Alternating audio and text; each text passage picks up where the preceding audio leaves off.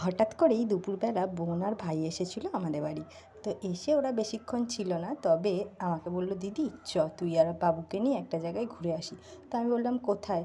বলছে চ না। তো গিয়েছিলাম হচ্ছে আমার ছোটো কাকার মেয়ের বাড়ি, মানে আমার সেজ বোনের বাড়ি। তো ওখানে গিয়ে তো আমার ছেলে প্রথমেই তো ও ভাইকে পেয়ে প্রচণ্ড খুশি, আর ভাইও কিন্তু দাদাকে পেয়ে বড্ড খুশি। আর এদিকে আমার ভাই দেখো একটা ফোন কিনেছে, তাই একটা সেটা নিয়েই ও ব্যস্ত। তো তারপর সবাই মিলে বেশ গল্প করছিলাম। আর এদিকে দেখো আমার বোনেদের গাছ হয়েছে, উচ্ছে গাছ আর কুঁদরি গাছ। বেশ ছোট্ট গাছ হলে কী হবে, অনেক উচ্ছে আর কুঁদরি হয়েছে।